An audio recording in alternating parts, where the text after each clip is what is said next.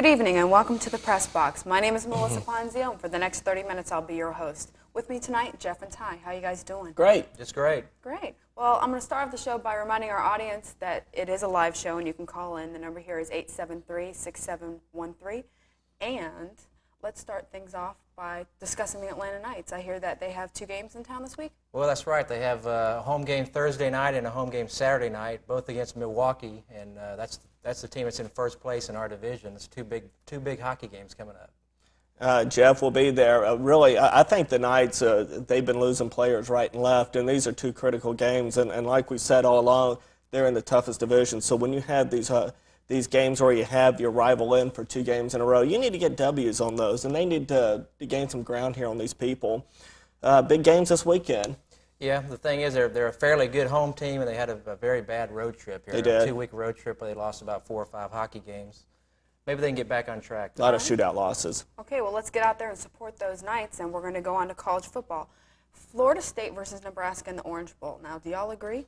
Well, first of all, what rules are we going by here? I mean, here it is, all along, 1984, this Brigham Young team out of the WAC comes in here. Everyone knows they're not the best team, but they go undefeated. They play a 6-5 crummy Michigan team at 84. They win that game out in that Holiday Bowl junk out there in San Diego, and they're voted number 1. In 1990, Georgia Tech was voted in one poll as a national champion. I thought far and away the best team that year was Miami. Miami has great similarities of that 1990 year with Florida State because their only loss was a road game at Notre Dame. And so here it was, that's their only loss. Miami goes into the Cotton Bowl, kills Texas over there in Dallas, and what's their reward? Well, they're voted number 3. So why are we all of a sudden changing the rules now, Jeff? I just don't understand this. Well, I don't think there is any logical explanation for it. It just seems every year they're going to flip-flop one way or the other. I think everybody wanted Bobby Bowden to win a national title this year, and they're doing everything in their power to get him one. So. Yeah, to be honest with you, I'm sick and tired of hearing it. I wish maybe he would. Now that Jacksonville's got a football team, maybe they'll ask him to take that job over there, and then we just won't have to listen to it anymore. I'm sick and tired of it. That's a good possibility, and then maybe Terry will leave Auburn and go to Florida State, and we'll get them out of the way too. So. There you go. What about Notre Dame? Notre Dame, to me, this is something else I don't understand, y'all. Notre Dame, here it is. They're the team that beat Florida State, and they should be considered as well. And all of a sudden, they're just not considered at all. Boston College is a good football team. I mean, here it is. They gave West Virginia all they want, and really that was a game that Boston College should have won. I just don't see why Notre Dame is not being chosen here instead of Florida State. I just don't see that. If it were up to me, well, personally, I would just stick with the rules that you had all along, and I would play West Virginia and Nebraska, even though I think the best team in the country is Notre Dame. You're going to have a bad week once in a while. I think Florida State's better in those 2 clubs. But the system has always been the undefeated teams have done what they've needed to do, and so I would stay with that philosophy. Jeff? Don't you think it's interesting that West Virginia appears they're going to skip out on their Cotton Bowl bid and go to the Sugar Bowl now? Go for the money. Yeah. That calls into question the bowl coalition. I thought you had to go where they told you to go. Now they're not going to enforce that? I guess not. The coalition is not working this year. We're just sort of changing the rules as we go, basically. Okay, well, you say that these teams aren't getting picked now. Do you have maybe a solution to maybe a new arrangement? I think what a great idea would be, and this would really enhance several bowls here, is to come up with a Final Four after your bowl games. And you can use your bowl games to set up your Final Four. For example, you could have West Virginia play Nebraska down there in Miami at the Orange Bowl. I think you should scrap, then, the SEC championship game. Get that out of the way. Get rid of Alabama's free home game. And have Tennessee play in the Sugar Bowl this year against a team like Notre Dame. And then you could have a team like Miami or Florida State go out to the Fiesta Bowl and play a team like, let's go ahead and put Notre Dame in the Fiesta Bowl and move one of the Florida schools there in the Sugar Bowl to play Tennessee. You're setting up matches that would enable you to take winners out of these big bowl games and put them in a Final Four. I think that instead of having one big bowl game like you had last year with the Sugar Bowl, I think that you would have 4 or 5 great bowl games with great significance. And I think it would bring a whole lot more money into the NCAA. How do you feel about Jeff's or tie solution. Well, he's obviously talking about a playoff for college football, which I think just about everybody's in favor of, except for the college presidents. They don't want to have those extra 2 weeks worth of ball games. Well, yeah, I'm not going to go for that. I mean, here it is. They do it in all the other divisions, and they seem to have no problem doing that. I think what really may start to dictate something here is cash. And if you did something like this, your bowls, for example, last year is a perfect example. Here it is. You have the perfect matchup, Alabama, Miami, and the Sugar Bowl. Okay, the coalition works. But then on the other hand, you had Florida State play Nebraska in the Orange Bowl last year. Only 54,000 people were there, a lot of empty seats. No one cared about that game. It had no significance. But if you have a Final Four, then these games like that become significant. You're going to get sellouts, and your TV exposure is going to increase. I think it would be a great idea. Well, I mean, I think just about everybody agrees that there needs to be some sort of a playoff. Your version is a little bit reduced. I think everybody was proposing a 16-team playoff. No, I think you're starting to get into a little too much, and not only that, the presidents are very happy with bowl situations because they bring in a whole lot of money. I mean, you're going to have a lot of trouble selling this to the Pac-10 and the Big Ten, who get about $6 million to each conference for that game, and you're not going to get those two teams out from that commitment. Or those two conferences rather. There's just no way. Well, I mean, all you got to do is say you can keep your $6 million and sit out the playoffs, or you can join us in the playoffs, and I think there's more potential money in the playoff system than there would be in just one bowl. Well, it's not just that one bowl. It's several bowls where they get a lot of money, and they like the guaranteed money. With the playoffs, I think that's just a thing. They don't know if they're going to get as much money. There may be a loss. So what you do is that you keep the bowls, you add at the most 2 more football games, and then you're set. And you know for sure you're going to get more money. Okay, well, we have a phone call right now. Hi, caller, you're on the air. Oh, I think we lost it. Sorry to interrupt there. Let's go on to maybe some coaching changes, and we'll start things off with Clemson.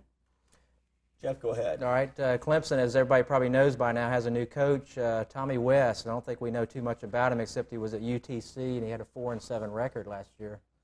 Yeah, he's one of these Ford boys. He's of the good old boy Clemson system over there. And basically the guy just came over there in his interview and just poured his heart out and told everyone over there, all these Clemson people, how much he loved the place and how much he worships Danny Ford here. And, I mean, everyone knows that Danny Ford is God over there in Clemson, South Carolina. I was really thinking that they would go after a coach like Chuck Reedy from Baylor, or even try and finagle Bobby Ross to come back to the ACC. But they needed a quick decision. They needed someone to come over now. And apparently the coach that they got, West, is known as a pretty good recruiter. And that was something that they're looking for. Well, I think the word on him, he's a very aggressive recruiter, and you'll have to put quotes around the aggressive there, I think. He's got a big pocketbook. Yeah, but then, this situation reminds me of a Ray Goff situation. A good recruiter is fine, but the thing is that the program's good enough to sell itself. I think you really need a coach in there that knows what he's doing. And if I were Clemson, I would have sat there, and when I hired this guy, I would have looked at him and said, can he beat Bobby Bowden? Can he do it? Well, after I looked at this guy and looking at his record so far, my answer is going to be no. I don't think he can do it. And plain and simple, Clemson has to be able to compete with Florida State to keep those boosters over there happy. I think it's interesting to look at why Ken Hatfield was let go over there. The Clemson people whined and moaned about he's not one of us, he doesn't fit in here. And I mean, here's a guy winning 9 and 10 ball games every year up there. He sort of won them by running the ball, which they found boring, but on the other hand, Danny Ford ran the ball for 9 years over there, and he was loved. Well, I think that Danny Ford, first of all, won a national championship early. I think that had a lot of significance here. Also, his defenses were some of the best in the country. Danny Ford, I mean, you're not going to fool too many of those Ipte people with those big pocketbooks. They know what a good coach is. He's a good one. Ken Hatfield, the guy loses by 57 to Florida State. I mean, I know they're not going to tolerate that over there. Well, before we go to the phones, I know Ken Hatfield, they say he's not our kind of person. He's a very religious man, very upstanding and upfront. He didn't cheat, didn't bend the rules or anything, so I think they're right. He's not their kind of person. He's too good. He's too good for him. Oh, okay. Well, we have a phone call. Hi, caller, you're on the air. How you doing? Just fine. How are you? Okay. Great. Well, listen, I really enjoy this conversation y'all having tonight because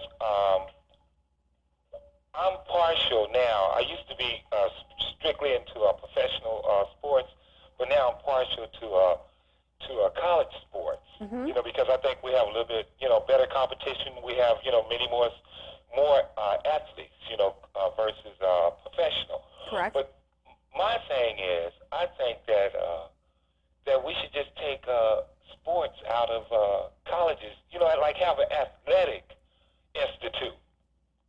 Versus like having sports and like in these universities and colleges, for the simple reason because I think that the team who don't lose like West Virginia and Nebraska, they should be most definitely playing for the number one position. I mean, they both went, they didn't have no losses. Compared to no matter what your schedule is, because whoever makes the schedule, they should schedule the teams to play harder, harder teams. Do you understand what I'm saying? Yes, Yeah, I think we follow you. I think you sound like you might be in favor of like a minor league football system, sort of like baseball does. Absolutely. So you don't have, if you want to go play pro football, you don't have to go to college. You can go play minor league football and then get promoted up, basically. Yeah, because like I said, because I still think that Nebraska should play West Virginia, even though I'm partial to the two teams that's playing, for the number one spot this year. I like both of the teams, but I still feel that West Virginia or whoever team it would have been, if they didn't lose the game, they should be playing. All right. Well, thank you for your phone call. Thank you. What do you think about his suggestion? Well, first of all, when you're talking about bringing in minor league sports and compared to what big-time college football is, you're talking about a big difference in money. These college football programs, they not only provide athletics and entertainment for us, they provide scholarships and a lot of money for these schools. It funds all your other sports, ranging down from men's football to women's gymnastics. This is something that we need to have, and football and basketball basically fund the majority of this. And this is just something that we need to have.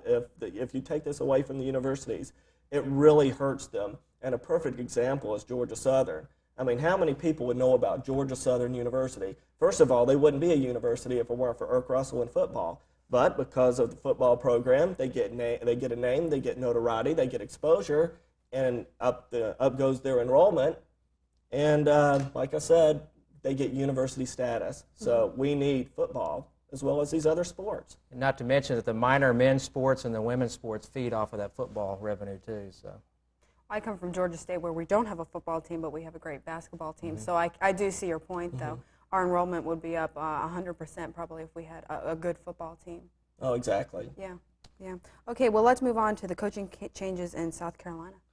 Jeff, we knew this was coming all along. I mean, Sparky's been on the hot seat for over a year now, and he got his one big win this year, and that was at Georgia. And then those people over there in Columbia found out that Georgia's a losing football team, so that win didn't mean a whole lot. Well, I think what they found out is old Longhair is not a very good quarterback. Yeah, that too. But Longhair. another thing is that they lost to Clemson, and they're not going to a bowl again. South Carolina's never even won a bowl game at all in their history. But I do like the names that they're looking at. I think if I were a Clemson fan, I'd be disappointed. If I were a South Carolina fan, I would be very optimistic with some of the names that they're looking at. Some that were brought up in the paper, Dennis Erickson, I don't think there's any way they could get him. Then there's Barry Alvarez, who I think is an excellent coach at Wisconsin. Getting people like that and trying to making those your first selection makes sense. Do you agree? I agree. All right, well, we have a phone call. Hi, caller, you're on the air. Yes, hello. Hi. Yes, I wanted to ask. I played ball at Georgia, and I was just calling about Irk Russell. How far do you think Irk take the program, the Georgia Southern program, up to the Division I? To be contender in the top 10 or not? Okay, thanks for the phone call. First of all, Jeff, I think they'll always stay a Division I AA school, and well, Irk is. I still imagine he has something to do with the program, even though that Stowers is taking over the show down there now.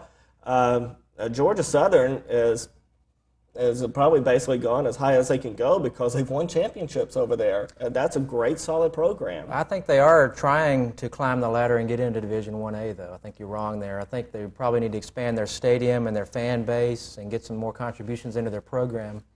But I think they are moving in that direction. Now, as far as the caller wanted to know if they'd ever make the top 10, boy, that's a long step up to get there from 1AA to the top 10. I think going up from 1AA to 1A is a huge step. First of all, with the way the changes are being developed in the conferences and all these super conferences that are talked about being formed, I mean, there's not much demand for a small university down in Statesboro, Georgia.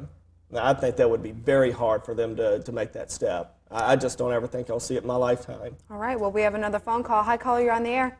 Hi. Hi. Hi. Hi. Hi. Okay. Well, hello to you, too. Sort of gets excited when he uses the phone, I think. Gee, well, let's go on to Georgia. Jeff, Coaching changes, or let's talk about Yeah. the Big Tech game first here. Okay. okay. Tech game, then coaching I'll let changes. you hit on that first, Jeff. All right. Obviously, a very big win for the Georgia program Thursday, and some people were a little bit disappointed the way it turned out. In particular, the Tech fans thought we were running the score up on them. We may have been. I don't know if Ray's admitted it or not, but you throw a pass on 4th down at the end of the game, you probably are running the score up a little bit. But we didn't get to 222. We weren't quite up there yet.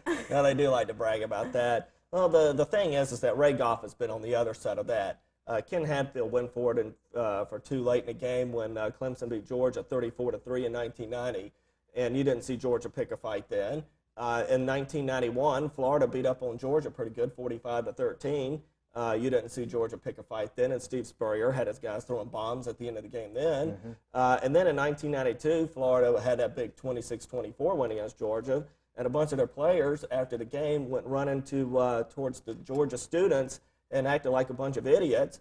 And while Georgia was having a prayer in the middle of the field, Florida's players were sitting there and basically doing something that made Steve Spurrier have to come out and make a formal apology. But again, you didn't see him start a fight. So it's part of the game. And my feeling is that if you don't want people to run up the score on you, stop them. Well, I think as far as throwing the pass on 4th down and 4, I think the odds of completing that pass were a little bit less than just kicking a field goal. If you kick a field goal, it's almost a dead, solid, perfect 3 points. Whereas 4th and 4, you give them a chance to knock the pass down, and they didn't do it. Right. Like they didn't do much right the whole day. So. You felt the fight was part of the game? No, that scoring is part of the game. I I mean, see. what are you going to do? Tell your guys to go out there and don't score? James Warner's out of Noonan. He's been there for 4 years. He hasn't scored a touchdown yet in his career, and he's gone out there and worked as hard as anyone else. No, if he deserves a chance for it. And Eric Zier, they felt, was about the only quarterback out there on the campus of Georgia that could throw a touchdown pass to him. Now, is he going professional? That's a good question. I tend to think that he's not going to go professional because from what I've heard, he's going to be a 3rd or 4th round pick, and that's just not going to be high enough to tempt him to leave this year. Jeff, I think the key here is that if he stays, he cannot market himself any better. The team has to market himself better. If he's going to go out there and compete for a Heisman Trophy, his team needs to win football games. And the first step is getting some defensive people out there to coach his team that know what they're doing and can get Georgia up at the top of the SEC in defense instead of down there at the bottom with Vanderbilt and all the other teams. They're just not going to win in that conference with no defense. Well, they made that step today. Richard Bell resigned, so we're getting to the coaching change at Georgia. Okay. We've mentioned some possible replacements a couple of weeks ago. Joe Lee Dunn from Ole Miss has been mentioned as probably the front runner, I would think. He's from Columbus, Georgia, and he would love to come back over here. Yeah, I think you would too. I think that quote in the paper even hinted that. I think also the old Swamp Fox has been out there quite a bit, just looking at the practices. It may have been one of these quote-unquote consultants like Danny Ford was. Yeah, you got to wonder if the Falcons are eyeing him, though. I don't know. He won't sell tickets. Well, I'd like to remind our audience that this is a live call-in show. You can reach us here at 873-6713. Let's move on to conference games, and I hear that someone wants to reduce the number of them. Well, Kentucky assistant Kentucky director, does. or athletic director. Athletic director C.M. Newton. He is wanting to come up and make a proposal at the next meeting with the conference to cut back to 6 conference games. this is his play into politics here, because you go in there, his real goal is to try and get 7 games. So you go in there and then you try and ask for 6, and then that way maybe you can get the rest of the conference to compromise and then take 7. I think another player or coach that would really like to do this is Philip Fulmer there at Tennessee. I think this was something that he wanted to have implemented. And I think that what this does for the conference is that it gives your higher teams up a chance to go out and play major home-and-home games for television. And I think it would be great exposure for the conference. I think it's a great move. I'd like to see it done. Jeff? All right, I'll address that right quick. Ty, you've always been a fan of playing more home-and-home games with regional opponents. We know that. Something happened today. Jacksonville got a pro football team, and that's going to affect the Georgia-Florida game, because I think it's going to wind up being a home-and-home series from now on. Hey, that's fine with me. As a matter of fact, Georgia needs to sell more season tickets. And as a matter of fact, their students have a hard time finding the game. So what they ought to do, the president ought to just say, fine, I'm getting more quality teams coming in. Well, if the students don't want them to come to the game, fine, let's take 4,000 seats away from them, go from 16,000 to 12,000, and instead of selling those seats for $2 a shot, get $20 a shot. I mean, they got a business school there, let's use it. All right, well, we have a phone call. Hi, caller, you're on the air. Hi. Hi. I don't want to change the topic on you guys. Can we talk about the playoff system in college football? Sure. Sure. Yeah. What do y'all think about that? And if you were going to implement it, how would you do it? Well, we touched on that a little bit earlier. I'll be brief with what I said. What I would like to do is to use the bowls as to set matchups to where you could come out with the Final Four and try and come out with the best Final Four teams after the bowl games. And I think that this would really be a successful year to do that. I think it would be very helpful.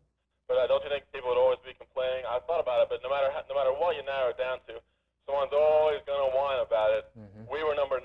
If there's top 8, and they should have been top 8. Do you go with the best teams, or do you go with the best record, or just the hottest team at the time? I don't know. It'd be kind of difficult.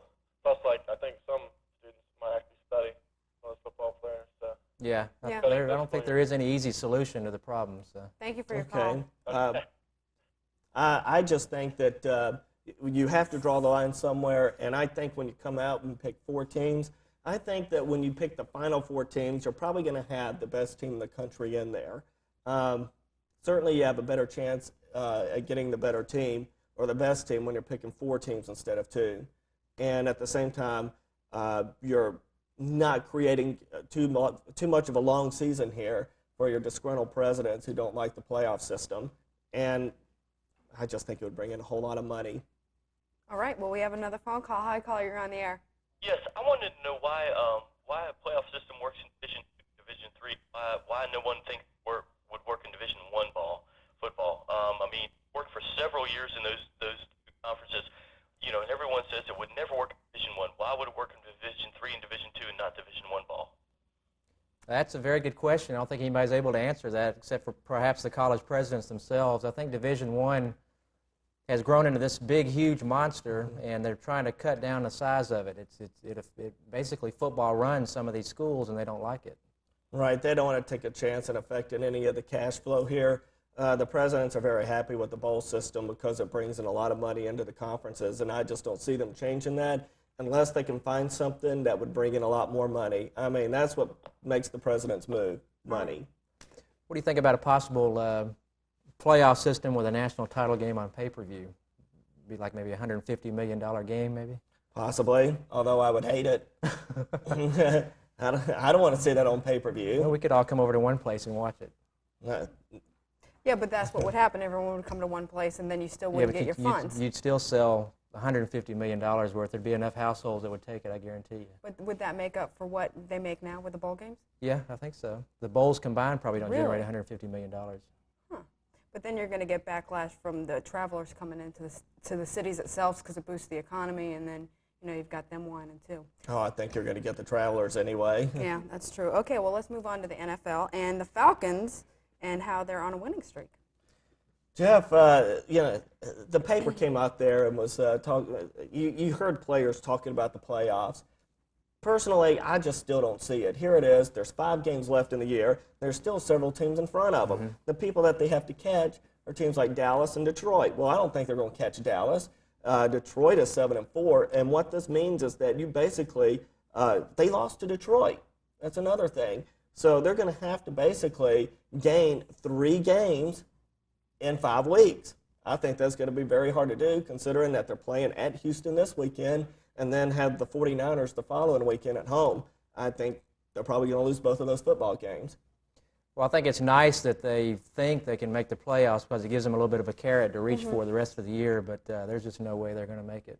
No, I think the numbers are just against them. Okay, well, we have another phone call. Hi, caller, you're on the air. Hey, how y'all doing? Just fine. How are you? I'm doing pretty good. I want to change the subject for a second. Okay. Talk about those fantastic Hawks. I think they're looking pretty good this year. And I was watching the game the other day, and I was quite upset because I seen a lot of empty seats. And I was thinking, why not let's come up with a slogan like we do the Braves, and let's get behind those Hawks, those Falcons, let's support our home team. That's all I wanted to say. All right. Okay, thanks for Thanks the call. for the call. I'm all in favor of supporting the team, but I don't like these little corny slogans that they come up with every year. I think that's a waste of time. That's not going to put any fannies in the seats. No, winning does put fans in the seats, and they'll eventually come out. And what you're going to have to do to prove this to these people is that you're going to have to beat good teams. Right now, I just don't think they've beaten really too many top teams at the beginning of the year where they went on a West Coast swing. They lost all those games. They were playing very good teams. But then, Jeff, they came home and some things changed. Well, they've proven that they're a good home team, and they have beaten some pretty bad teams on the road. That's why their record is 9-4 at this point. Right. There was a stretch of on their schedule that they're still in of 9 games, and 6 of those were at home. Those 3 home games, road games, were like Philadelphia and Milwaukee and Miami. And those are not very good teams. And an average 500 team has a very good chance of winning those games when they play well. The Hawks, the one thing that I have been happy with is that their field goal percentage has come up. They're about the same now with their opponents for the season. Although I still think that has something to do with the people that they're playing. Also, at the beginning of the season, they were being out-rebounded by an average of about 10 a game. They've evened that out now as well. So Lenny Wilkins has made some adjustments and has made some progress with this club. The question is that how are they going to play against teams like Houston, New York, Seattle, and Phoenix? That just remains to be seen. Well, I think, obviously winning is going to snowball. It's going to build some confidence up, and they'll probably continue to win. Yeah, they may win 50 ball games this year. You never know. Well, you're not going to go out there and win all these games with these with the stronger teams in the league, but you do need to beat them some of the time at home, maybe half the time at home. You need to win at home, and once in a while beat some of these guys on the road. It's going to be hard to win, but good teams find ways to win some of these games on the road. And eventually they will with the right combinations, right? Well, I'd like to thank you both. It's been a wonderful evening. That was fun. Thanks. All right. Let's not forget to support our Atlanta Knights. Out hockey. And the Hawks. And the Hawks, and the Braves, and the Falcons, and everyone else. And don't forget to watch Homemade on Wednesdays and Film Forum, the show right before us. And we'll see you again Tuesday night at 9. Thanks a lot for tuning in.